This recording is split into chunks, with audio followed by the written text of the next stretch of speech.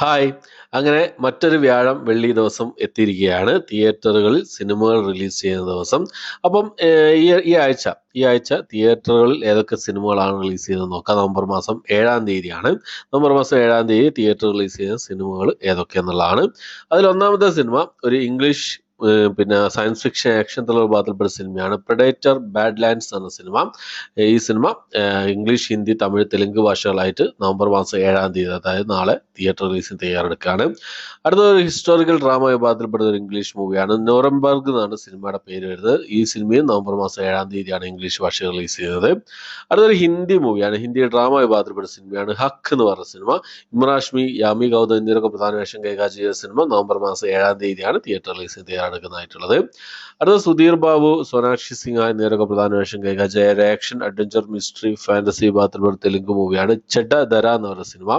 ജഡധര ഈ ഒരു cinema Telugu, Hindi ഭാഷകളായിട്ട് November മാസം 7-ാം തീയതിയാണ് തിയേറ്റർ റിലീസിന് തയ്യാറെടുക്കുന്നതായിട്ടുള്ളത്.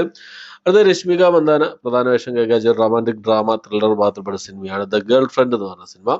തെലുങ്ക്, തമിഴ്, കന്നഡ, മലയാളം, ഹിന്ദി ഭാഷകളായിട്ട് നാളെ, അതായത് നവംബർ മാസം 7-ാം തീയതിയാണ് ഈ സിനിമ തിയേറ്റർ റിലീസിന് തയ്യാറെടുക്കുന്നതായിട്ടുള്ളത്. അടുത്ത റൊമാൻറ്റിക് ആക്ഷൻ ഡ്രാമ കോമഡി വിഭാഗത്തിൽപ്പെടുന്ന ഒരു തമിഴ് മൂവിയാണ് ക്രിസ്റ്റീന കതിർവേൽ എന്ന് പറഞ്ഞ സിനിമ. കൗശിക് റാം, പ്രതിഭ പാണ്ഡ്യരാജ് എന്നിവരൊക്കെ പ്രധാന വേഷം കൈകാര്യം ചെയ്ത തമിഴ് സിനിമ നവംബർ മാസം 7-ാം തീയതി തിയേറ്റർ റിലീസിന് തയ്യാറെടുക്കുകയാണ്. വിഷ്ണു വിശാലും ശ്രദ്ധാ ശ്രീനാഥൊക്കെ പ്രധാന വേഷം കൈകാര്യം ചെയ്ത ക്രൈം ത്രില്ലർ വിഭാഗത്തിൽപ്പെട്ട സിനിമയായിരുന്നു ആര്യൻ എന്ന് പറഞ്ഞ സിനിമ. കഴിഞ്ഞ ആഴ്ച ഈ ഒരു തമിഴ് സിനിമ തിയേറ്റർ റിലീസ് ചെയ്തിട്ടുണ്ട്. ഇപ്പോഴും തിയേറ്ററിൽ നേരെ സദസ്സിൽ ഓടിക്കൊണ്ടിരിക്കുന്നുണ്ട് ഈ ഒരു സിനിമ എന്നുള്ളത്.